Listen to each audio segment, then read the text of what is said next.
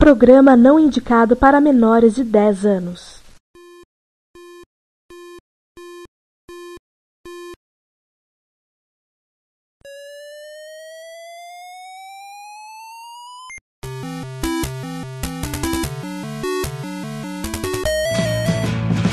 We bought it to help with your homework. We bought it to help with your homework.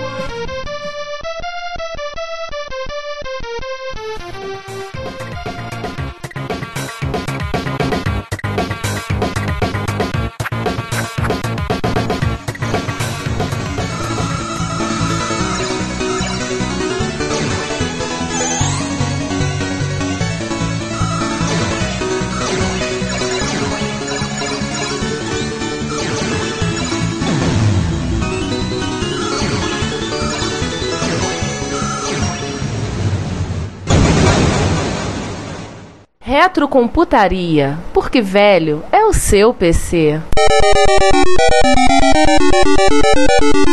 Bom dia, boa tarde, boa noite, senhores. Estamos aqui de casa cheia para mais um Retrocomputaria, porque, como dizemos sempre, velho, nesse caso é a mãe, porque o meu MSX não é não.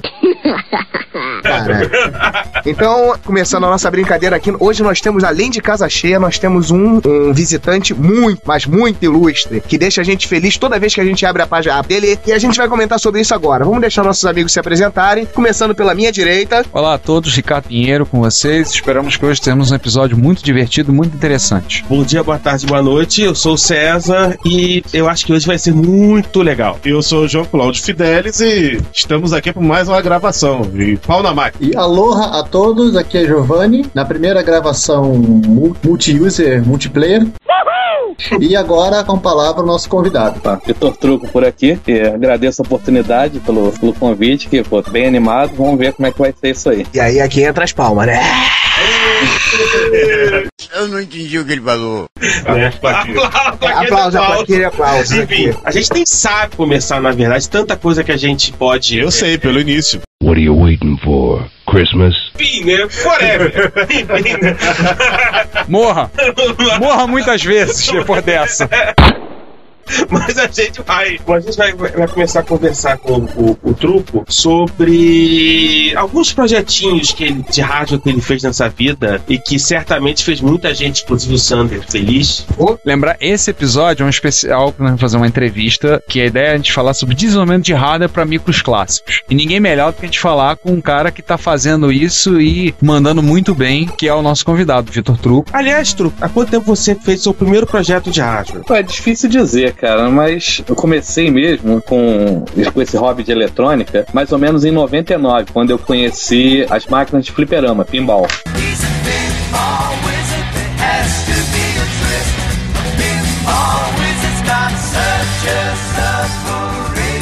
Tipo, que tinham colecionadores de máquina de pinball. Então, naquela época, eu cheguei a comprar umas 2 ou 3. Um ano seguinte, comprei mais algumas. Hoje eu tenho 8 no total. Mas desde essa época, ou seja, de 99, 2000 pra cá, que eu venho trabalhando não, é bem um hobby, né? Um hobby em cima da eletrônica. Então, meu primeiro projeto sério mesmo foi o emulador de cartucho, que eu fiz em 2008, mais ou menos. Esse seria o meu primeiro projeto mesmo. Acho que sério, digamos assim, seria o emulador de cartucho. Conta um pouco desse emulador de cartucho pra gente. Sim, o emulador de cartucho surgiu assim meio por acaso, porque nessa época eu já estava começando a colecionar videogame. Eu devo ter começado em 2007, mais ou menos. E eu sempre gostei de fazer a minha própria manutenção. Então, numa dessas manutenções, eu tava com aquele Atari aberto, instalando uma saída de áudio e vídeo. Eu falando assim, mas cadê meu cartucho? Eu não achava o cartucho de teste. Eu falei, bem que eu podia estar instalando num Atari com um jogo na memória. Eu falei, por que não fazer um cartucho, um multicar? Mas eu falei, mas pra botar um multicar, eu ia ter que escolher lá meia dúzia de jogo, então, por que não ter todos os jogos? Aí eu tava falando, mas a ROM seria muito grande. Aí eu já tinha começado a estudar um pouco sobre microcontroladores e desenvolvi um projetinho que seria ler a partir de um cartão SD e gravar numa memória RAM que o videogame enxergaria como se fosse o cartucho dele. Aí eu comentei com a minha esposa sobre isso, né? Ela gostou e aí eu comentei, mas fazer isso isso, em cada videogame que eu tenho vai ser muito caro, porque o microcontrolador, display, as coisas assim, é muito caro. Ela falou, pô, por que você não faz uma caixinha separada, tipo aquele cartucho de MFX, que no caso ela tá se referindo à interface de drive, que tem aquela pinagem em cima e um cabo. Aí foi assim que nasceu a ideia mesmo. Na verdade, ela que deu a ideia do emulador de cartucho, né? Eu só executei, digamos assim.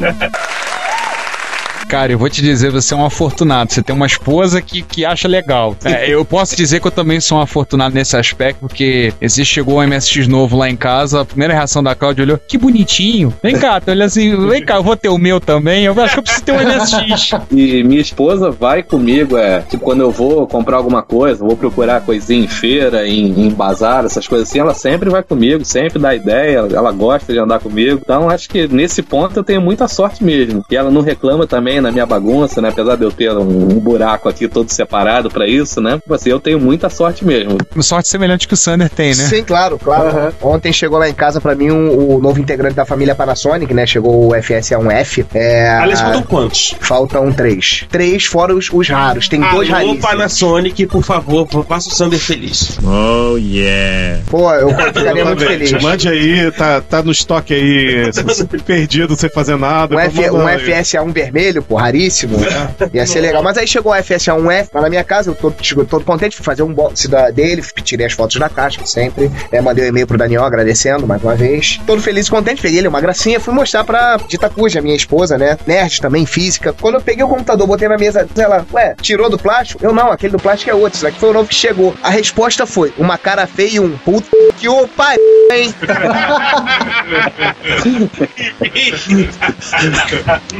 Enfim, eu tenho um escritório separado só pros meus computadores. O problema é que esse escritório do Sander, a gente conhece, tá começando a ficar pequeno. É bem pequeno. Eu tenho um estagiário que trabalha com eletrônica, ele é casado. Sempre que ele traz alguma outra coisa nova, leva alguma coisa pra casa dele, parece que a resposta padrão da esposa é: Maurício, seu nerd, mais uma porcaria nessa casa? Já avisei que vai dar merda isso. Mas esse episódio não é sobre mulheres. Continuando nessa brincadeira daí do emulador de cartucho, parece que surgiram outros projetos interessantes também. E um deles foi o teu emulador de disquete, cara. Sim, o emulador de disquete também foi meio que por acaso. Fiz o primeiro protótipo do emulador de cartucho num protoboard. Então eu tava começando a desmontar esse protoboard, quando eu vi que eu comecei a pensar de novo. Falei, pô, já que a gente tá aqui, a gente tem um display, tem um microprocessador, pô, se eu adicionar mais alguma lógica, eu posso fazer ele se comportar como se fosse um drive. Então foi mais ou menos daí que partiu a ideia. Seria um microcontrolador simulando um drive. Aí comecei a fazer um pouco de estudo sobre isso, aprendi os primeiros passos, digamos assim, que naquela época eu não conhecia muito sobre a lógica de funcionamento de um drive, né? Aí pesquisa daqui, pesquisa dali. O Luciano Sturaro, ele já conhecia um francês, o Del Nero, e me passou o e-mail dele, a página, o link, as coisas assim, e eu comecei a trocar umas ideias com o Del Nero. E acabou que a gente fez uma parceriazinha, e acabou que ele fez pra mim a parte lógica, a interface entre o microcontrolador e a máquina propriamente dita, que eu tava com uma grande dificuldade nisso, e eu fiz a parte de software e trabalhei um pouco em cima do projeto dele também, e a gente fez a gravação, porque nessa época o emulador dele não gravava. Então foi mais ou menos assim também que surgiu o emulador de drive. Foi logo depois também do emulador de cartucho, foi tipo uns 3 meses depois. Eu lembro que você começou a postar notícia, informação, quase que logo em seguida, assim, depois de você ter falado, terminei o emulador de cartucho, já veio o emulador de disquete na mensagem. Sim, que eu já tava meio quente, assim, digamos assim, na programação, aí emendei logo de um pro outro, e foi saindo. Sim, então na verdade um levou ao outro, né? Acabaram sendo projetos casados. Exatamente, porque toda a parte, por exemplo, de controle de display e SD são exatamente iguais nos dois emuladores. Os dois são exatamente iguais nessa parte. Muito bacana, muito bacana. E o grande legal, tanto de disquete quanto de cartucho, é compatibilidade com vários sistemas. Então você não precisa ficar criando em separado projetos para cada hardware diferente, não. Você tem um único hardware que dá suporte a vários outros. Isso, exatamente. Ficou bem legal. Aliás, aproveitar e puxar uma pergunta com relação a isso. até de repente já começar a dar dicas pro pessoal que tá chegando, essa questão do reuso de código ou do reuso de projetos de um gerar outro, é uma questão importante, né?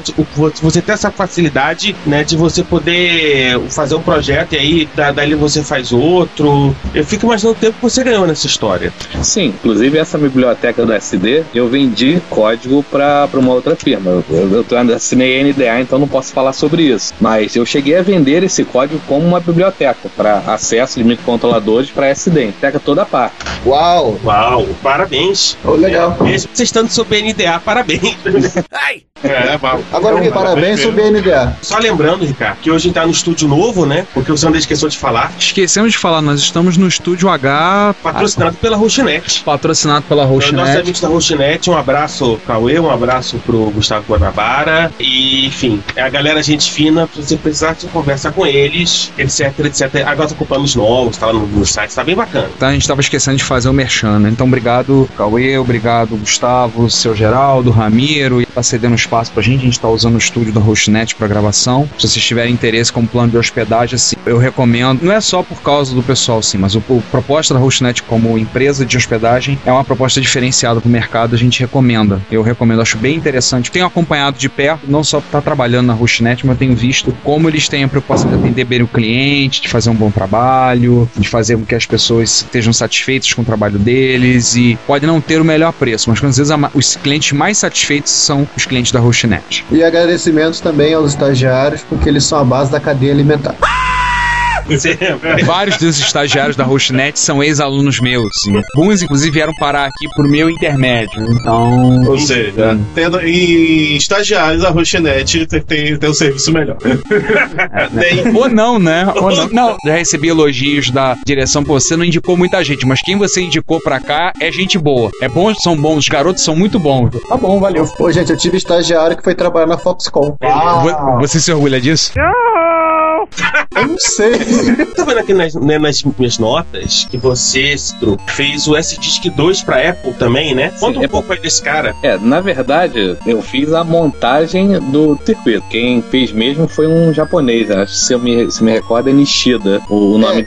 Isso foi um pessoal que eu participo também da lista Apple II BR como Ghost Reader, porque praticamente eu não conheço muita coisa de Apple, né? Conheço só muito básico assim. E na época eu já tinha montado vários projetos, já tinha entregue vários projetos, e alguém, não me lembro, não me recordo agora quem foi. Fui eu. Foi você? Revelações nesse momento. Holy shit. Porque já tem um certo tempo. Aí pediu pra montar, né? E eu peguei o circuito do Nishida original, que eu achava um pouco grande demais, e dei uma adaptadazinha pra funcionar pra nossa realidade aqui no Brasil, com peças encontráveis aqui no mercado brasileiro. Então eu peguei, desenhei uma placa, foi a menor que eu consegui fazer, que é praticamente quase do tamanho só do SD, e botei pra rodar. E a pedido do Fábio, se não me engano, o Fábio da Lavenuto, eu acrescentei um botão para que ele pudesse mudar eventualmente o hardware e para adicionar a troca de disco, porque a primeira versão, que é a versão original do Nishida, não troca o disco, é só o primeiro arquivo que tem na raiz do cartão. Então eu montei a placa, mas os créditos dessa vez são do Nishida mesmo. Mas você tem crédito sim, você fez uma adaptação grande no projeto. Exatamente. Ou seja, isso é realmente digno de nota. E o pessoal na lista de Apple, acho que o Fábio, inclusive, ele está brincando de mexer no firmwarezinho, na programação é uma PIC, né? Não, é um AVR, que é o concorrente do PIC. Tá mexendo na programação do AVR para justamente adicionar o recurso de fazer um cycling de imagem de disco. Isso, inclusive ele chegou a me passar a versão dele, tá bem legal, bem funcional, escreve o nome no LCD, você navega com 3 botões, seleciona a imagem, tá bem legal mesmo. Ele fez um ótimo trabalho de adaptação nisso aí, nessa parte do firmware, tá bem legal mesmo. A grande vantagem, talvez o grande efeito desse hardware foi que diminuiu o interesse do pessoal na lista de Apple II de comprar o Drive Disk 2 lá fora e aqui no Mercado Livre, né? O problema é que usar disquete hoje em dia é meio complicado. Primeiro porque encontrar disquete já não é tão fácil como era difícil. Exatamente. Ainda mais de 5.4. Sim. Ainda mais de 5.4. E aí você junta isso à dificuldade de armazenar, porque tem toda aquela logística que o lugar desligar, ser seco, não pode ser quente, se for muito úmido, mofa, então... E tem a questão também de que a qualidade do disquete caiu vertiginosamente. Sim. Certamente, alguns dos ouvintes que já estavam na época, pegou assim o final da facilidade de se encontrar disquete. Os verbatins da vida de última geração que eram péssimos. Que era uma coisa comum, tipo, você comprar a caixa de 10 disquetes, 4 não funcionarem. Em outras épocas você comprava 10 e os 10 funcionavam perfeitamente por anos. Eu tenho até uma caixa lacrada aqui de Sony 3,5 ainda. Eu tenho, acho que 4 ou 5 de detalhe, 720, que foi um amigo nosso de São Paulo, o Luiz Jacó, que chegou numa loja, encontrou, o cara tinha simplesmente caixas e caixas e tava encostado. Já que é pra se gabar, eu tô além de 3,5 também de caixa lacrada, eu tenho uma de 5 quartos da Nacha lacrada. Tá, Gwen, eu tenho uma de 8 polegadas. Eu também tenho a de 8 polegadas lacrada. Fechou. Não, pera aí. Fechou, zerou. Não, mas foi engraçado. Não vale o fio. Mas foi engraçado porque o Jacó comprou, chegou na loja e falou: quanto você quer? Não, só quer uma caixa? Não, eu quero todas. Holy cow. Ele arrematou, eu comprei 5 com ele. Eu até acho que umas 4 fechadas. Minhas lacradas são desse lote também. Aliás, eu não tenho nem mais drive em casa. O único lugar que eu tenho drive é no Turbo R, porque não dá pra tirar o drive dele. Mas o resto tá todo mundo sem drive. Eu no PC ainda tenho drive 3,5. Então olha só, vou ganhar de todos vocês. Eu tenho fita original do CP400 conto. Fita não vale. Fita não vale. Fita não vale. Se é assim, eu tinha quase toda a biblioteca de software do MC1000. A grande coisa, eram 3 ou 4 fitas. Não, eram quantas? 5. Não, 28. Eu tinha quase todos os jogos lançados pela CCE para MC1000. Fez coisa assustadora. A CCE lançou 28 fitas pra MC1000. Uau. Quer dizer, na verdade o MC1000, assim, vamos só rapidinho falar isso, ele tem cara de ser um console, porque ele tinha rotina de jogos dentro da BIOS. Mas enfim, vamos voltar para a entrevista. Ia começar sobre a MC1000 e vai ser um episódio épico. Mas enquanto a gente não chega lá, vamos falar de um outro computador também meio raro. Então, peraí, agora a gente vai se divertir, né, João? Sim, vamos falar também de outro computador meio raro que o Truco tem um projeto pra ele também. É um tomate? É isso? É uma caixa de tomate. Na verdade é uma placa de tomate.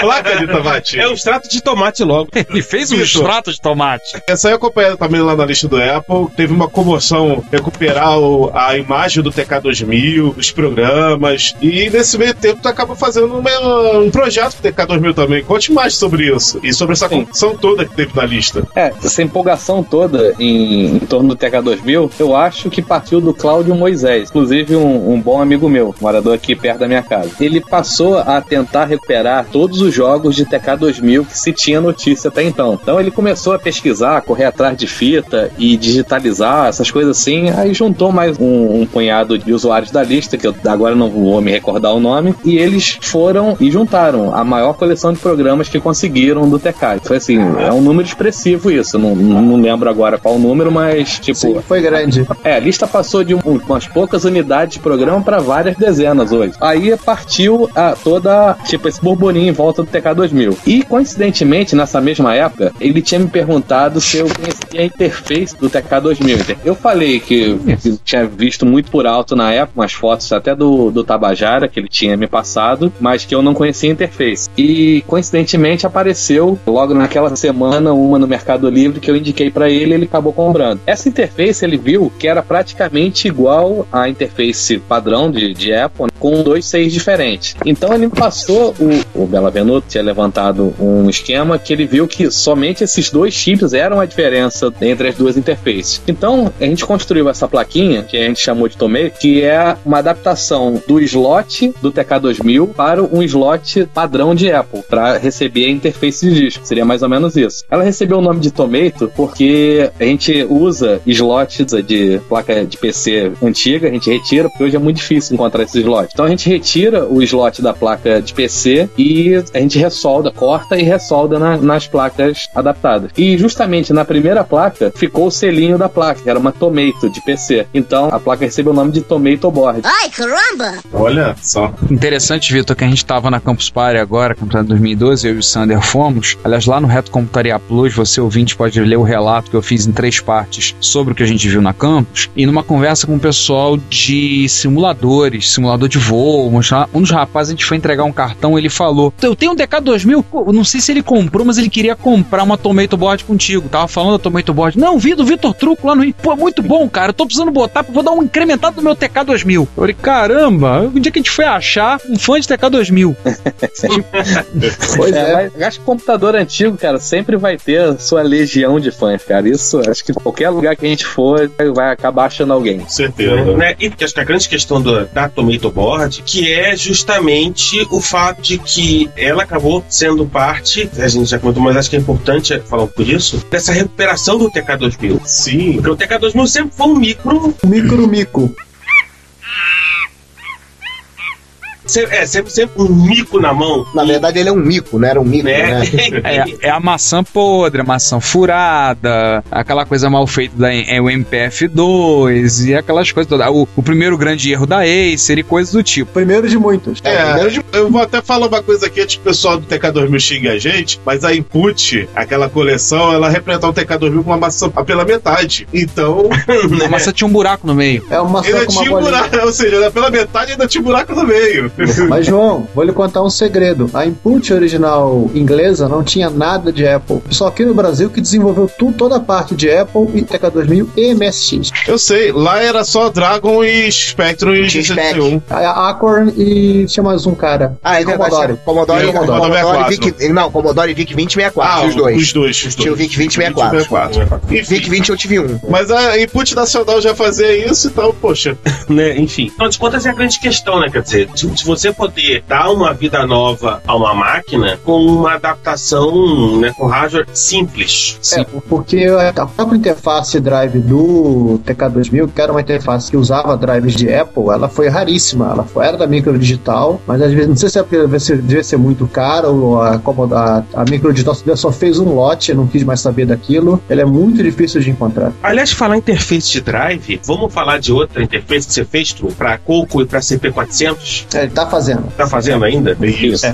Essa na verdade tá no estágio bem inicial ainda e que eu não tive muito tempo ainda de olhar ela, mas partiu de uma interface de Tandy que eu comprei há um tempo atrás no Mercado Livre. Comecei a dar uma estudada na interface, aí levantei a pinagem, essas coisas assim, comparei um com o outro e cheguei à conclusão que aquela interface poderia funcionar diretamente no CP400, era só ligar um no outro. Só que o problema dessa interface da Tandy é que ela usa componente muito antigo. Então eu resolvi aproveitar somente a ROM da interface e trocar a parte controladora do flop para componentes mais modernos. Então eu estou justamente nesse estágio já botei a ROM para funcionar, a parte da ROM e a chamada para funcionar, e estou desenhando agora a parte do flop. Na verdade já está parado há mais de um ano, mas esse eu prometo que eu vou voltar ainda. Pô, vai fazer um usuário de CP400 muito feliz. Oh my God. Vale lembrar que o projeto do CP400, no caso do TRS-80 Color, ele é de 81, né? É um projeto bem antigo. Sim. Aliás, aproveitando essa questão de componentes que você falou, que nesse caso específico foi muito difícil você encontrar um componente que pudesse substituir esse componente antigo sem grandes alterações no projeto, ou você teve que fazer mais alterações do que você gostaria a princípio por causa dessa troca de componentes? Na verdade, o próprio componente que eu já vou usar, apesar de ser mais moderno, já é antigo, porque o próprio controladores de flop hoje estão ficando muito escassos, mas seria um componente mais moderno. Mas basicamente significa quase que trocar totalmente a parte de flop, porque cada componente tem o seu conjunto, digamos assim, para funcionar, entendeu? Não é simplesmente vamos trocar esse aí por outro e quase tudo vai ser aproveitado. Não, na verdade quase tudo vai ser mudado. Uma perguntazinha sobre o drive do TRS-80 Color. Ele é Sugar? Sim, padrão Sugar, normal. Igual o TRS-80 normal. Sim. Basicamente, dessa época, próprio Apple, né, que o Wozniak lá resolveu desenhar o próprio drive que achava que era muito complicado. Porque era o Wozniak, né? Ele podia. Verdade, né? Não, gente, isso tá documentado na biografia dele, que eu também li, tá, Ricardo? O que ele falou, ele olhou aquele drive Sugar e falou, o Apple não tem clock para processar todo esse protocolo aqui, então eu vou arrancar a parte que não precisa. Aí o 6502 acessa direto a cabeça de leitura e gravação. Aí dessa época praticamente todos são Sugar, tirando o Amiga, que é um pouquinhozinho diferente, mas no fim das contas é a mesma coisa também. E acho que é isso, praticamente só o Amiga mesmo que ficou um pouco diferente. Bom, e o Commodore 64, mas esse... E o 1541. Sim, o 1541 do Commodore. O 1541, né? O tijolo. A gente não consegue passar o episódio sem usar o 1541. João, eu tava no eBay, eu quase te comprei um 1541-2. Opa! Por favor, pode mandar. Acho que só ele pesa mais do que a caixa que chegou lá em casa, com 3 MSX esses dias. Meu Deus! Pois é, mas assim, agora vamos falar de um rádio que tá começando o projeto. É uma coisa até interessante e que também me interessa, porque agora eu vou virar usuário de Spectrum. A Divi-IDE, você pode falar um pouquinho dela? A Divi-IDE, ela foi feita já há um bom tempo. Deve estar fazendo hoje aí, chutando uns 10 anos, mais de 10 anos. Só que ela nunca foi compatível com o TK. Eu, inclusive, eu tenho todas as versões de Divi-IDE, todas foram testadas no TK na época e nenhuma delas funcionou, nenhuma versão. Aí de um tempo pra cá, a gente conheceu eu e usuários lá da lista de TK, conhecemos um tcheco. Eu já conheci o trabalho dele, na verdade, há algum tempo. A gente começou a trocar e-mail com ele para a possibilidade de fazer essa Divi-IDE funcionar nos TKs nacionais. Então a gente fez uma doação para ele de um TK, para que ele pudesse lá dar uma olhada no hardware e ver quais seriam as diferenças para botar para funcionar. E acabou que a conclusão que ele chegou que era muito simples de adaptar. Simplesmente era levantar uma trilha, um pino, e colocar um resistor, um sinal. E foi assim, ele me passou a mudança, eu testei no mesmo dia, utilizei na mesma página, também no mesmo dia. Então a partir daí o pessoal, agora que o pessoal se animou, foi mais ou menos o que aconteceu com o TK2000. Todo mundo se animou assim de repente e resolvemos fazer um pequeno lote dessa interface, né, que inclusive está em produção agora. Então a qualquer momento eu devo receber aí as placas para entregar. Maravilha, uma delas é minha, tá? Você não tem Spectrum? Não, mas com essa Divi-IDE eu vou querer ter um. Ah, sim. Como as pessoas choram nesse podcast, hein? É uma peste. Ô, raça chorou. Né? A gente pede mais que filho de cego. Nossa, né? É loucura, gente. Só tem gente chorona e se jogando na área pra ver se os marcar pênalti. É loucura, né? Enfim, só você falou com relação à questão da comunidade se animar com o projeto. Você acha que no final das contas existe uma demanda para determinados tipos de projetos em determinadas comunidades de micros que não tiveram talvez tanta coisa assim na época que eles estavam em produção comercial? Porque, por exemplo, pensando mais no caso do TK2000, a questão do drive, que era um negócio raríssimo. Eu acho que sempre vai ter. Por exemplo, hoje o pessoal não quer ficar esperando 10 minutos para carregar uma fita cassete. Todo mundo quer, no emulador eu chego ali, ligo e 2 segundos o jogo tá ali. Então acho que sempre vai ter demanda para esse tipo de equipamento. Por exemplo, leitor de cartão SD, CF, IDE, coisas que facilitem a vida do usuário para carregar principalmente. Que hoje, pelo que eu vejo, ninguém mais quer usar disquete também, por causa da dificuldade que é, como a gente comentou, de armazenar, tamanho, espaço, a dificuldade de encontrar disquete. Então, acho que sempre vai ter demanda para esse tipo de projeto. Talvez não tanto, assim, hardware mirabolante, mas acho que especificamente para carregamento sempre vai ter espaço. E já vamos aproveitar e mudar um tantinho só o foco de projetos para moldes. Tipo, para quem tiver, certamente vai ter a curiosidade de visitar o victortruco.com, vai ver que tem muita modificação de hardware. Você documenta. Um monte. Né? Muito molde. Tem coisas como botão de pausa no Atari 2600. É isso. Esse inclusive é um dos modes que eu tenho mais orgulho hoje. Porque eu, há algum tempo atrás, eu acessava o Atari Ace, que ele é o maior fórum de Atari do mundo, né, certamente. E tipo assim, uma reclamação entre aspas, todo mundo fazia era o Atari não ter pausa. Aí eu comecei a ver aquilo e comecei a ler tópicos, gente falando de, tentei fazer isso, tentei fazer aquilo, tentei fazer aquilo outro, e ninguém tinha dado uma solução até então. Aí eu lembro que, tempo atrás, um um dos leitores do site me mandou um Onix pra consertar. E eu tinha desenhado à mão, rapidinho, o esquema do Onix, como eles tinham feito pra fazer a pausa. A pausa do Atari, ela tinha uma diferença entre o processador do Onix Junior e o do Atari original. Que no Onix ele é o 6502 e no Atari 6507. O problema é que o 6507, pra pausar, teria que fazer, segundo o datasheet do processador, teria que detectar o momento certo, digamos assim, pra pausar. Então eu fiz uma pequena adaptação no circuito do Onix pra virar a pausa do Atari. E então ele detecta o momento certo que ele pode pausar e corta o clock do processador nesse momento. É mais ou menos isso que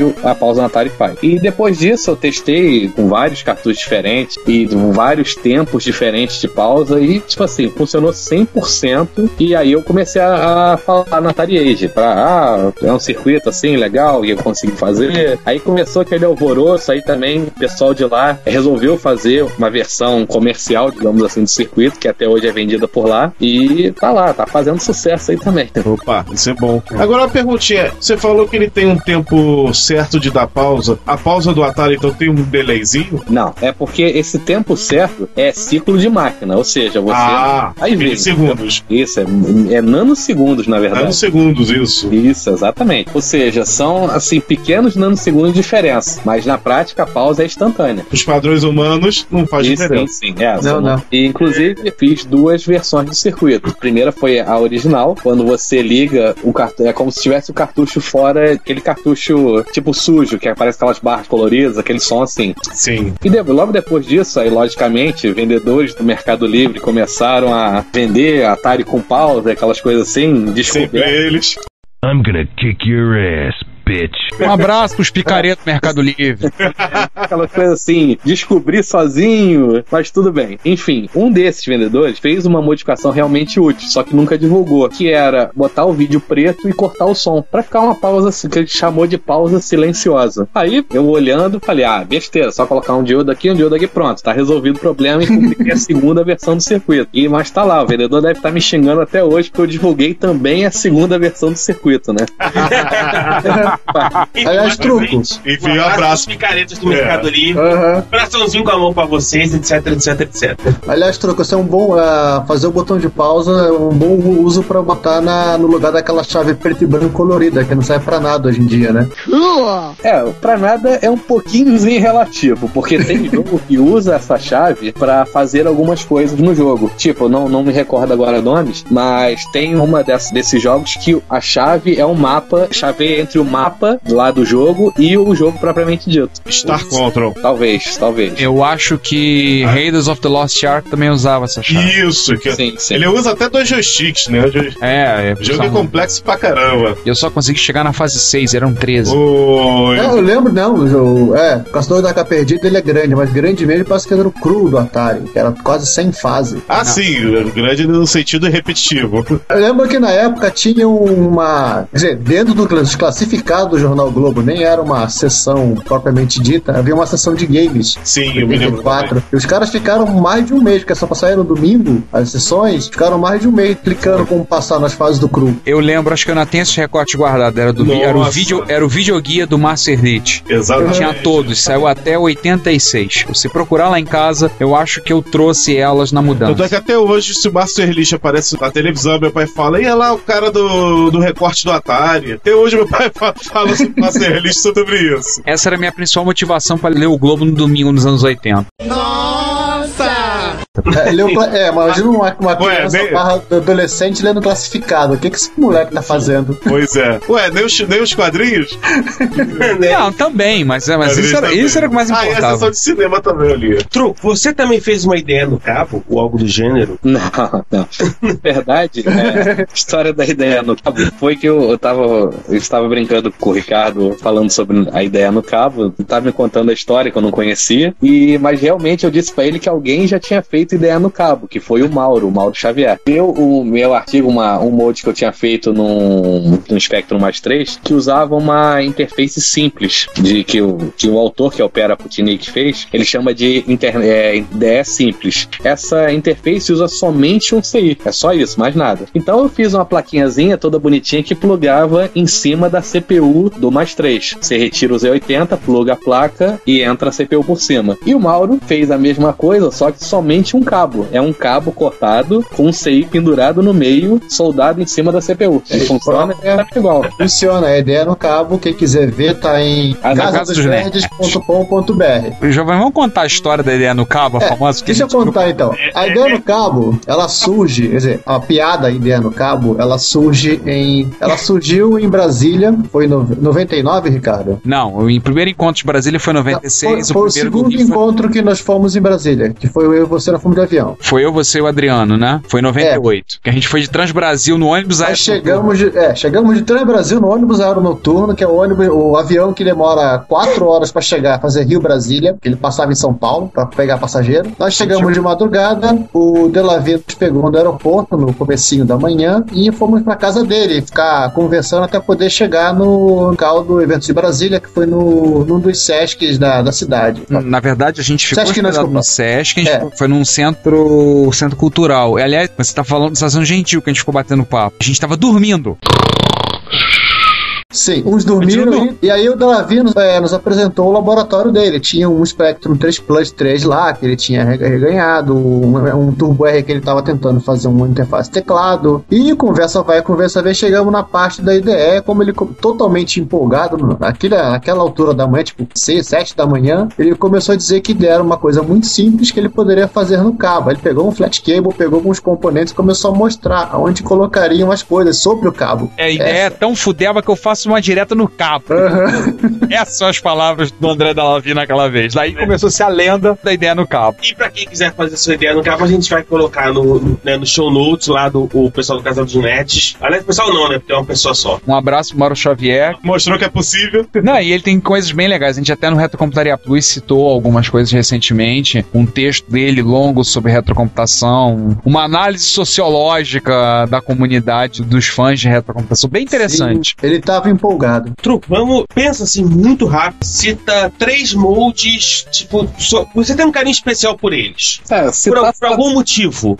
Citar só 3 seria até pouco, mas vamos lá. A pausa no Atari, assim, é o que eu tenho maior orgulho. Tirando a pausa no Atari, a gente já conversou. Tirando a pausa no Atari. Isso. Bom, eu cheguei a fazer o que eu chamei de TK-128, que é uma adaptação para converter o TK nacional para um Spectrum 128. Esse também eu tenho um carinho especial porque, tipo assim, eu batalhei mesmo no mínimo 1-2 meses pra botar isso pra funcionar. E também tá documentado lá no site. O TK Plus, que foi um TK que eu peguei um Spectrum Plus com defeito, tirei o miolo dele e botei um outro TK dentro. Também, assim, esse é o TK que eu mais uso, que é o meu TK de bancada. E pensando, assim, o redefinidor de caracteres do TK-8D5, que foi em cima de uma ideia do Kelly Muka, que ele tinha me mostrado um circuito, só que o circuito eu achava muito complexo porque ele fazia, que era só uma memória RAM na prática, e o resto era um decodificador de endereço. Aí eu peguei aquele circuito dele e converti para praticamente uma RAM com fio soldado. Então esses são, assim, os moldes que eu mais me orgulho, digamos assim. Mas tem vários outros, né? Assim, mas esses eu acho que são os mais importantes, digamos assim. Tem um aqui que eu tô relativamente novo, que você conseguiu uma placa de expansão, um motherboard da Microdigital. Isso, exatamente. Essa placa, o dono dela era o Oscar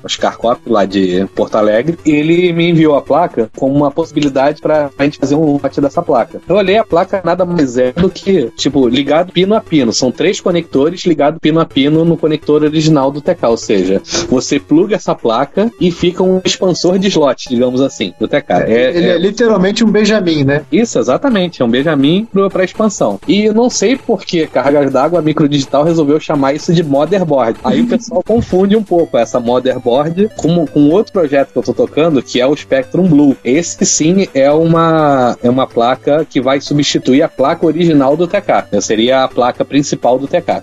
Manhã. Uau. Vai ser como a gente chama na comunidade MSX, vai ser como foi a Expert 2+, a Expert 3 do Ademir Cachana. Você abre o micro, tira a placa e bota outra no lugar. E torce pra tudo funcionar. Exatamente. Aí são outros 500. Não. O lado bom é que o TK não tem a placa analógica. Ah, sim. Verdade. Mas a questão da analógica está sendo resolvida, isso depois a gente vai comentar mais à frente. Já tive contatos com o político que conhecemos e ele falou pra mim ontem que os componentes chegaram e ele falou, bastante droga pra todos os viciados, isso aí é comigo, eu tenho que ganhar dinheiro como traficante mesmo. Um abraço, Paulo Maluf. Falei, Paulo Sérgio Maluf. Paulo Sérgio Maluf, né? Bem lembrado.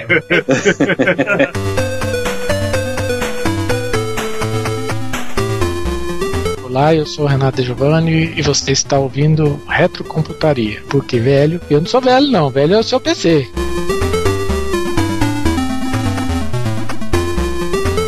Bom dia, boa tarde, boa noite. Esta é mais uma sessão de notícias do Retrocomputaria, porque velho é o seu PC, etc, etc, etc. E hoje... Ricardo, você tá aí? Tô, olha aqui, gente. Bom, estamos eu e Ricardo, e hoje nós vamos começar um pouquinho diferente a nossa sessão, né, Ricardo? Sim. A gente já postou sobre isso no Retrocomputaria Plus, mas a gente resolveu manter essa pauta e a gente vai conversar um pouco sobre esse que é o grande lançamento, né? É o Amiga Mini. Finalmente a Commodore USA lançou um produto com a Amiga Mini quase 18 meses depois que eles começaram a falar. Sim, tinha chamado de Mini porque ele é um gabinetinho pequenininho, né? É. Tem um jeitão de Mac Mini, né? Bem, foi a primeira coisa. É um Mac Mini alto, né? Entendeu? Relembrando, 16 GB de memória, uma NVIDIA GT 430 com GB, saída HDMI e tal, etc. Um Core 7 2700K de 3,5 GHz. Nossa. Blu-ray, Wi-Fi, HD de 1TB e o Commodore OS Vision, que é a distribuição Linux deles. Detalhe, o HD pode ser trocado à escolha do usuário por um SSD de 300 ou de 600 GB. Não é uma máquina barata, mas vou dizer uma coisa bem honesta, né, que eu reservei, não coloquei de propósito na notícia no Plus. Não sei, eu não gostei. Você tá sendo gentil, não só uma máquina barata, né? $1.995 de preço de entrada é uma fortuna. É caro em qualquer lugar do mundo. Hoje em dia, o cabelo é caro. E eu não gostei, por que eu não gostei? Eu acho que ao contrário do que aconteceu no C64X, que a Commodore USA acertou quando evocou essa presença do Commodore 64 e colocou essa carcaça num micro moderno, eu não vejo Amiga nesse Amiga. Como eu disse, é um Mac Mini mais alto com o logo de Amiga escrito Commodore.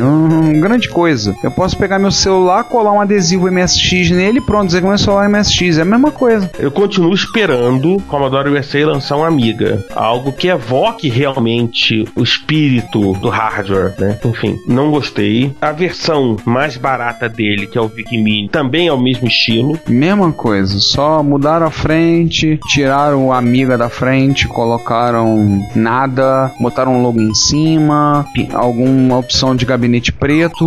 Mas também o Amiga já tem, o Amiga Mini. Então pior ainda. Eu acho que, assim, dessa linha de micros novos que a Commodore USA lançou, eu acho que o melhor é o VIC Slim. Sim, também acho. Eu acho que é o que tem mais cara de evocar o que as pessoas têm na cabeça quando falam em Commodore.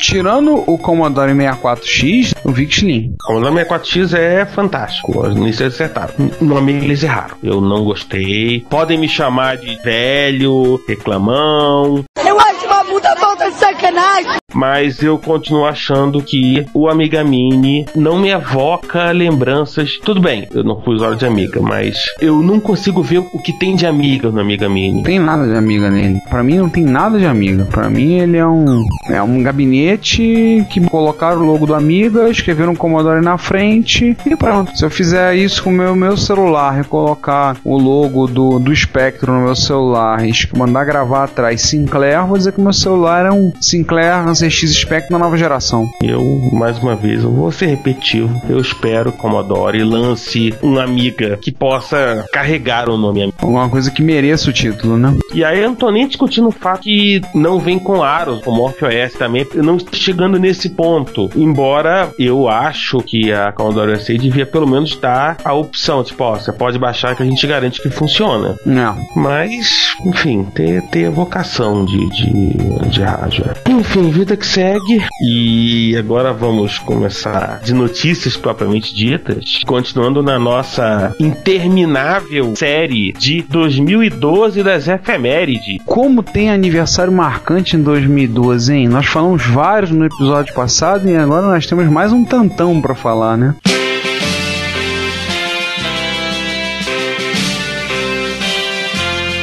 A Atari faz 40 anos em junho. Sim. E uma das últimas coisas que o Bendy Edwards fez pro Technologizer, antes de uma parte ir pra Time, o Harry McCracken, e o Bendy Edwards foi pra PC World e se separar, uma das últimas coisas que ele fez foi um slideshow muito bacana de bizarrices fabricadas pela Atari. E realmente eu tô dando uma olhada, tem cada coisa estranha. Meu Deus. Máquina de pinball. Um local para tirar uma espécie de uma câmera digital, só que ela tirava a foto e imprimia em caracteres. Máquina de fliperama, um equipamento para teste. Um projeto de um videofone. Uma jukebox. Assustador.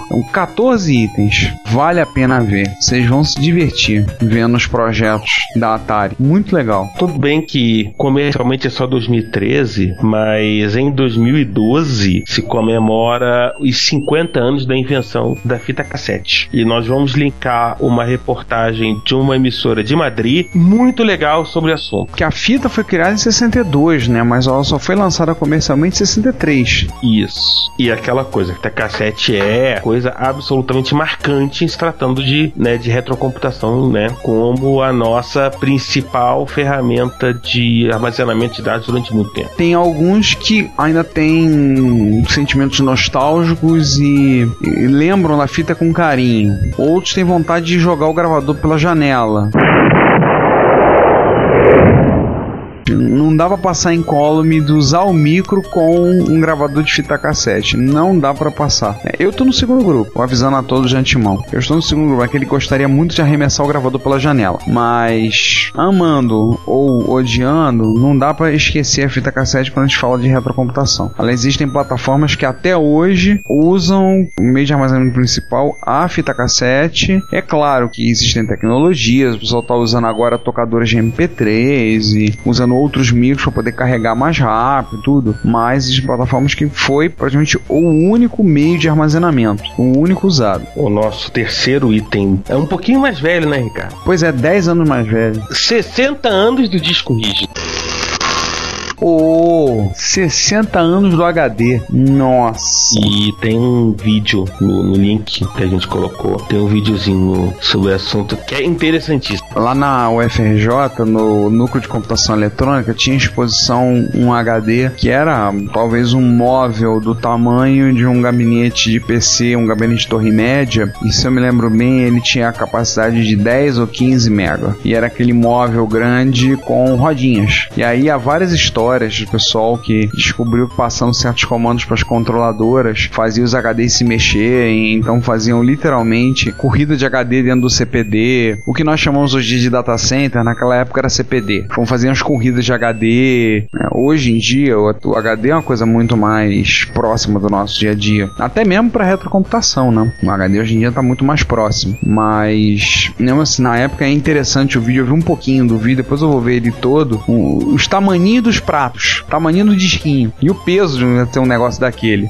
dá medo. E o quarto da nossa lista a gente já comentou, mas acho que vale a pena. O pessoal da Imagine, inglesa, Imagine Publishing, lançou um livro, são dois na verdade, é o mesmo livro, o ZX Spectrum Book e o Commodore 64 Book. Já que as duas plataformas fazem 30 anos esse ano, tipo um livro só, com duas capas diferentes, comentando dos dois. Ah, legal, hein? 10 libras, não tá caro. Não. Fica a dica, né? Para os fãs de ambas plataformas. Pode sugerir o João, né? Que é muito fã do Spectrum. Tem umas coisas interessantes, tô olhando. O making of do jogo Head Over Heels, desenvolvedor da Ultimate Play the Game, que era uma desenvolvedora forte pra Spectrum. Mas tem a mesma estrutura, os dois. Em um ele fala da Ultimate, no outro ele fala da Ocean, ele fala do Retro Revival, um ele fala do jogo Lords of Midnight, no outro ele fala do Barbarian. Aliás, Barbarian que a gente comentou, como vocês viram, lá no Retro Computaria Plus, o videocast do Marcos Garrett. O making of, em um ele fala do Head Over Heels, o outro ele fala do Great Giana Sisters. Interessante, hein? Em 10 libras vai sair o quê? Uns R$25, talvez. A valores de hoje, tem que uns quase R$30. Não tá caro, tá quase R$30, mas deve ter custo de envio, etc e tal. E tem cara de ser muito bacana. R$28,71 pela moeda hoje, cotação em 2012. R$28,70. Eu tô achando que eu vou ver se vocês mandam pro Brasil, essa editora. Vamos dois. Vamos parar de falar de efeméride, Ricardo? Vamos guardar algumas das efemérides pro próximo episódio, né? Certamente vão ter efemérides, então. Isso é uma coisa que certeza em 2012. Vamos ter efemérides. Como tem? O próximo passo agora, uma alma iluminada e com tempo, etc e tal, desenhou uma reimplementação do nosso queridíssimo TMS 9918 em FPGA com saída VGA. Nossa. Pra quem não sabe, o TMS 9918, 9928, 9929 eram chips de vídeo e o 18, o 28 foi usado no MSX. MSX1. Então, esse sujeito, Matthew, é um americano, ele inclusive testou, é compatível em termos de pinagem, e sim, ele testou no MSX, e sim, funcionou.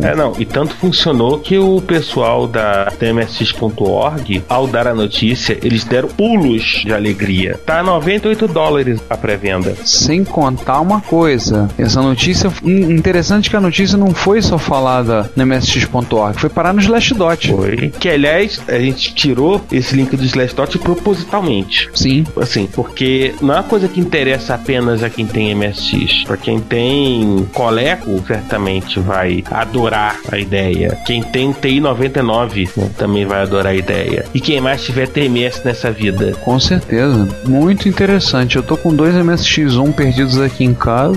É pra se pensar. E pelo que eu tô entendendo, você simplesmente tira o TMS e coloca a plaquinha. Sim. Enfim, se você gostou da ideia, dá uma olhada no nosso link, faz lá a pré-venda, $98, né? Certamente não é barato, mas é aquela coisa. Você tá ajudando a financiar a sua placa, então ajude o hobbyista. Eu tô dando uma olhada no site, o César, no momento que a gente tá gravando, ele dizendo que as placas ele mandou fazer já chegaram e tá faltando alguns componentes e vai começar a montagem. O que significa que provavelmente, enquanto vocês estiverem ouvindo, a chance do pessoal que tá participando das primeiras rodadas já ter recebido ou estar em processo de recebimento é bem razoável. Sim. Mas não só de FPGA vive nosso giro de notícias, mas tem o Midbox Acidity, o mais poderoso sintetizador SID do mundo. 8 SIDs? Eu tô olhando agora, dá uma olhada na notícia. Ela tem 8 SIDs na placa. 8 SIDs. Márcio Lima, 8 SIDs, bicho. Márcio vai ficar doido, vamos ver isso. 8 SIDs, 32 moduladores ativos e 128 moduladores passivos, 256 controles SID, 44... lembra a tradução do knob? Knob é uma espécie de interruptor, mas é um potenciômetro. Knob é fechadura. 240 botões e 760 LED. Pra quem quiser, tem um vídeo no YouTube demonstrando o funcionamento, hein? De coisa que vale a pena prestar muita atenção, mesmo que você não tenha Commodore, mas muitas vezes você tiver interesse em chiptune e etc e tal, vale a pena. Próxima parada, continuando em Commodore, Argentina, onde o El Piloto, prolífico usuário argentino de Amiga e Commodore 64, mostrou como ele colocou um SD to IEC num Commodore SX64. Muitas fotos, né? Ficou bem legal de passagem. Ficou discreto, né? Ficou discretíssimo. Ele aproveitou a tampa do drive, né? Aproveitou a tampa ali de um 1541, algum do gênero. Sim. Não vamos trollar o 1541 hoje. João, pode ficar tranquilo. Hoje a gente não vai trollar o 1541 não, tá? Oh, yeah. Certamente alguém vai reclamar nos comentários, quer ver? Mas ficou bem legal. Trabalho muito bem feito, discreto. E se não tem ali uma meia dúzia de interruptores e uns 2 ou 3 LEDs a mais, ninguém notaria. É verdade. E óbvio, se você fechar o SX64, você não vai nem notar a existência. Você não vai nem perceber. Não, tá indo de Commodore 64, dando um pulinho rápido em MSX. A Sunrise não é aquela avó do funk, mas ela tá maluca. Sunrise tá aí preparando um mega cartucho com 6 jogos. Eu tava olhando e os jogos são o Mumble 2, Akin, Vectron, Blade Lord. Estão querendo botar o Black Cycle, talvez o Magna ou o Arc. Vai dar um cartucho de 32 megabits. Você vai poder vender online através do site da Sunrise. O preço não tá certo. E realmente o comentário do Konamito no blog concordo. Só pelo Mumble 2 já vale. Eu vou ter que ver isso aí. Isso vale a pena. Então, provavelmente é bom ficar aliado no site da Sunrise, que é bem capaz de, quando vocês estiverem ouvindo isso, já está disponível lá. Falando nisso, estou dando uma olhada no site da Sunrise agora, dizer que eles continuam sem fazer um site direito, né? O site continua feio e esquisito. Mas tem umas coisas. Tem a impressão de que é quase uma lenda. É tipo, um dia que a Sunrise fizer um site decente, vai ser tipo uma trombeta do apocalipse, né? Mas, pô, tem umas coisas interessantes de aplicação que eles estão vendendo, softwares que estão vendendo em cartucho. Lá, algumas coisas até um precinho interessante. Tem jogos que eles vendem pra download, algumas coisas que você pega por download. Coisa pra você dar uma olhadinha com calma. Interessante, dá uma olhada. Inclusive no site tem, pra quem tiver curiosidade, as Sunrise Magazines pra baixar. Eu tenho algumas, não da Sunrise Magazine, eu tenho algumas da Sunrise Picture Disc. Fizeram 3 revistas em disquete. Essa era uma delas. Infelizmente acho que tá em holandês, mas era bem interessante. Eles não colocaram as Picture Disc no site ainda, só a Sunrise Special e a Sunrise Magazine. Ou seja, lá vou eu, mais coisa pra baixar, que chateação. Ai, né? Enfim, vamos continuar em MSX. Vamos. Né? O Retro Canada tá fazendo o MSX Commander. Pra alegria do Giovanni. Pra quem não sabe, o MSX Commander é um clone do Midnight Commander, que por sua vez é um clone do Norton Commander. O Midnight Commander é um file manager, um gerenciador de arquivos, que muitos usuários de Linux amam, outros odeiam. Alguns preferem a cara do X3 Gold, eu sou um desses, mas a gente não tem como não reconhecer. Bom, eu sempre fui Norton Commander, eu sempre fui Midnight Commander, então eu sempre me dei melhor com o estilo do Norton Commander, de você ter duas, digamos assim, duas metades. Aí você fica mais fácil trabalhar com 2 diretórios ao mesmo tempo, copiar de um lugar pro outro, etc. Peraí. Mas enfim, né? Gerenciador de arquivo é gosto pessoal. E eu confesso que eu me enrolo. Ah, legal, mas eu me enrolo com aqueles 2 painéis. Mas é questão de gosto pessoal. Eu prefiro o estilo do X3. Mas ele fez e tá soltando versões. É um trabalho em desenvolvimento. A última vez que eu olhei tá na versão 0.0.10. Não, tem a 0.0.16 já. É que ele não colocou o changelog da 10 para 16. Nossa. Tá saindo a coisa aí quase a nível de 2, 3 versões por dia. Nossa. É bem legal, assim. Pra gente que tava na MSX com Multimente, direto sempre só tinha o Multimente como opção, ou o Vaporware desse que vos fala. Sonho dará de fazer um X3 Gold clone para MSX. Um dia vai sair, talvez depois do fim do mundo. Se bem que o fim do mundo tá perto, né? 21 de dezembro. Aí, quem sabe lá do limbo eu consigo parar para desenvolver um. Mas, muito bom. Quem sabe assim eu vou começar a pegar o gostinho do jeito do Midnight Commander. Pra pegar e começar a praticar, poder usar o MSX Commander. Quem sabe? Pra gente fechar não, né? MSX, o Konamito, o homem que não dorme e faz sempre o V da vitória.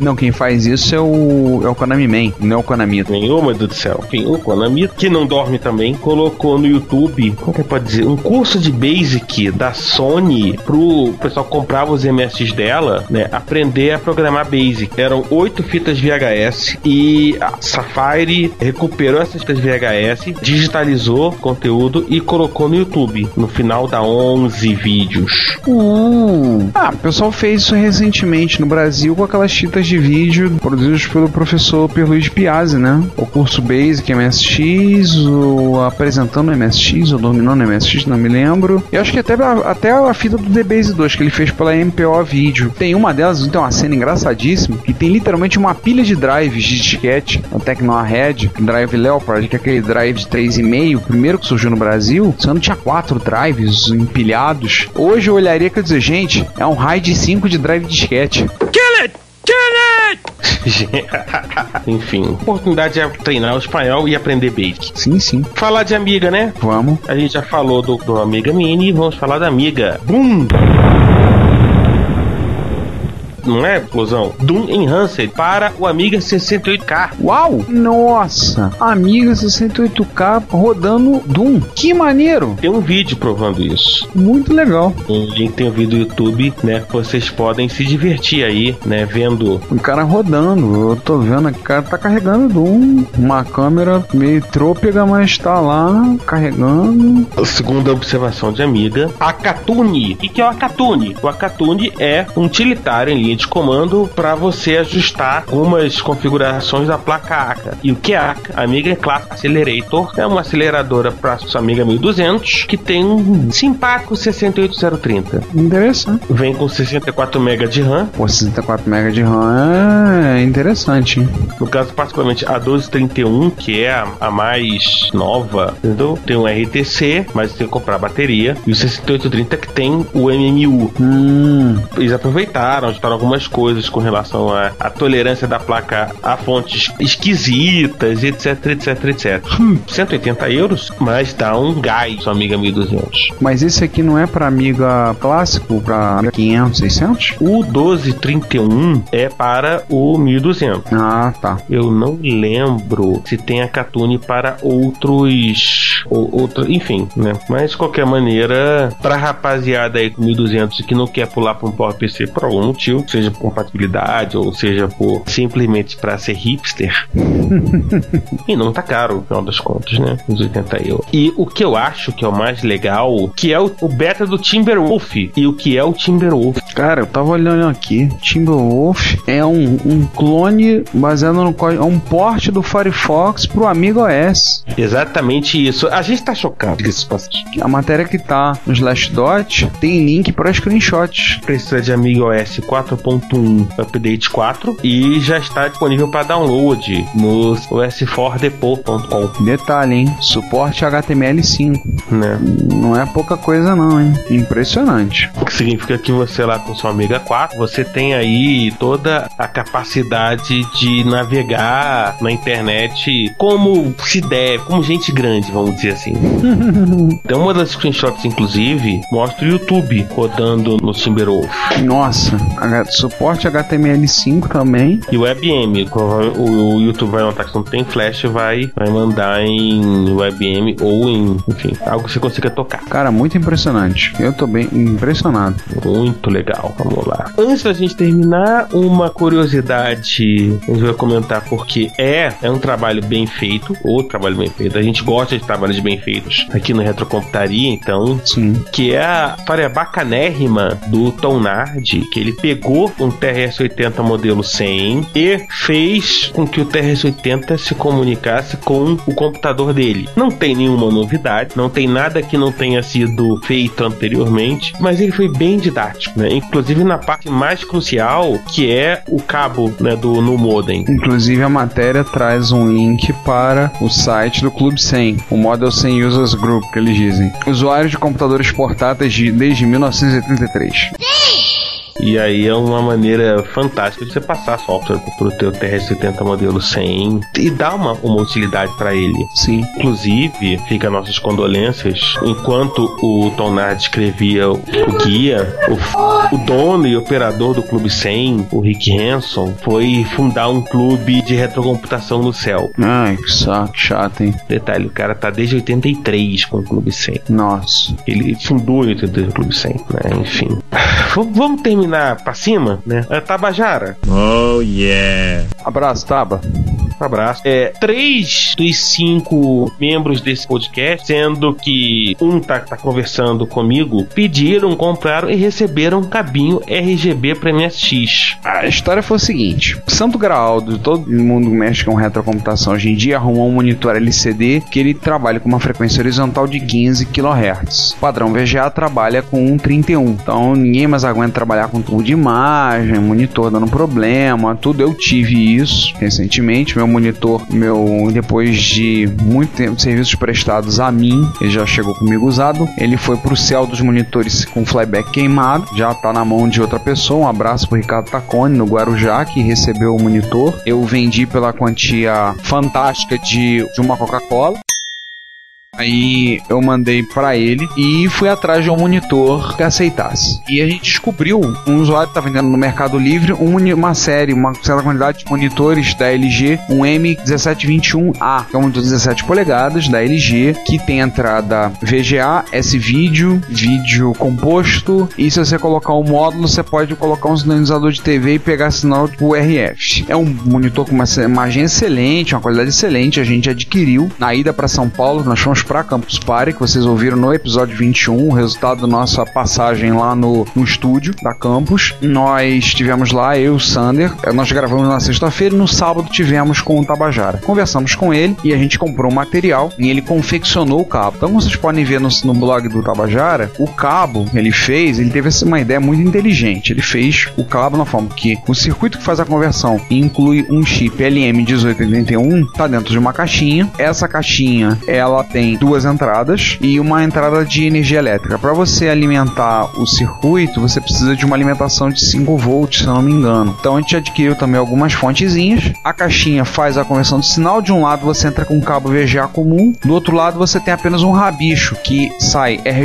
vai do RGB até a caixa. Se você quiser usar essa caixa e ligar em outros micros, é simples, é só confeccionar outro rabicho. Tem até que ver com o Tabajara, porque ele chegou de fazer para mim um rabicho com um cabo SCART. Eu tenho um cabo SCART agora, conforme vocês viram no Retro Computaria Plus, a gente fez uma mega compra agora com coisas que vieram da Holanda. Foram 5 micros comprados, 5 MSX. Inclusive eu tô nesse momento, eu tô com 7 MSX em casa, tem 7 que fixaram residência aqui, só um no momento é o do Sander e eu vou repassar ele. E 2, inclusive, a gente está avaliando ainda o que a gente vai fazer. Se nós vamos rifar, se nós vamos leiloar, se nós vamos vender, se vamos fazer uma vaquinha, pagar e vamos sortear podcast ou num encontro. Vamos ver o que a gente vai fazer ainda. E a gente está querendo fazer o cabo RGB. Eu quero fazer o cabo para o Philips, porque esse Philips que eu adquiri tem conector SCART. Então eu quero fazer para poder usar o monitor. Vou dizer a vocês, o trabalho do Tabajara está muito bem feito. Teve alguns detalhes de acabamento que o Sander teve que fazer, mas é pro Tabajara, para quem não sabe, além de trabalhando com eletrônica,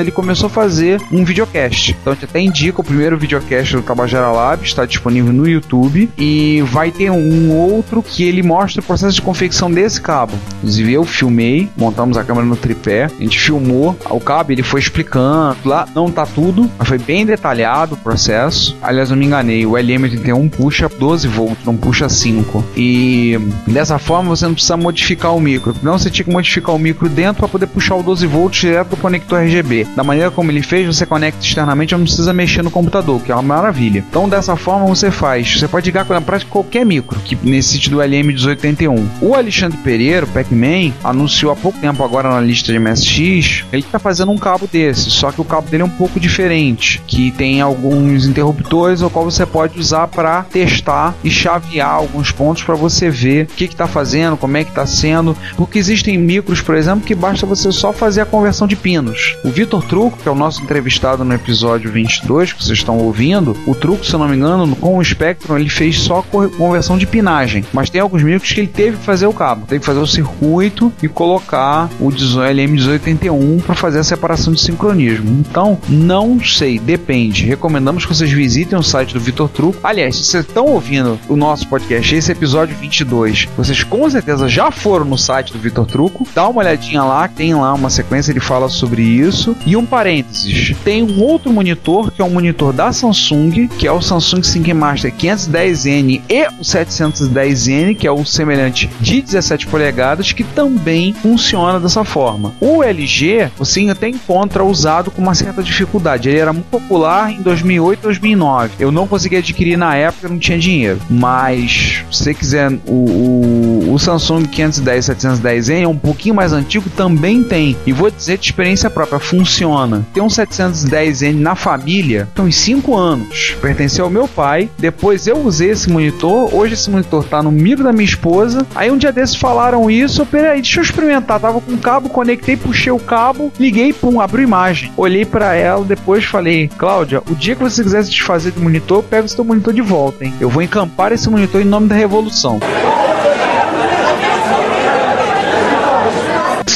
Ela não entendeu bem, depois expliquei. Mas tá em uso, ela tá usando, o monitor funciona direitinho. E o 510N você encontra à venda em sites classificados. Eu encontrei no Que Barato, no Bom Preço. Encontrei alguns à venda, usados, mas funcionando. Tem outros relatos, acho que o 910T também aceita, com 19 polegadas. Mas aí é aquela coisa, tem que pegar e ir testando. Eu me comprometo a levar o meu cabo, pegar agora o meu Sanyo, que é o MSX2, que é o meu micro de evento, que é fácil de levar, me comprometo a ir lá pro trabalho, que a gente tem uma floresta de monitores LG lá, e vou catar alguns que são diferentes e vou testar. Pra breve trarei algum relato no podcast ou, mais provavelmente, no Retrocomputaria Plus, falarei alguma coisa a respeito disso com vocês. E, gente, ficou muito legal o trabalho dele, muito bacana, cabinho, tudo, e funciona muito bem, tá? Ficou show de bola. Enfim, nossa sessão de notícias acabou por hoje. Não acaba no Plus, no Plus tem sempre coisa nova. Enquanto o Ricardo planeja aí como ele vai conseguir testar todos os LGs ao mesmo tempo lá, o trabalho dele, eu fico por aqui e espero que vocês estejam gostando do episódio 22, foi bem legal. E a gente volta na próxima parte com e-mail, comentário e no 23 com mais notícias. Com certeza. Galera, aquele abraço, fui. Pessoal, até mais, muito obrigado e nós voltamos na próxima parte. Até, tchau.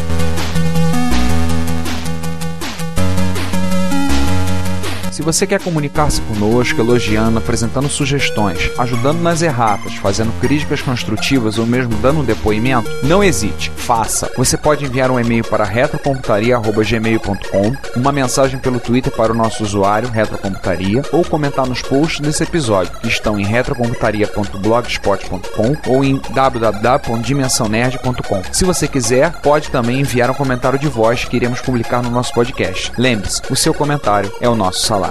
Obrigado e até o próximo podcast. Você ouve esse programa na Combo Podcast.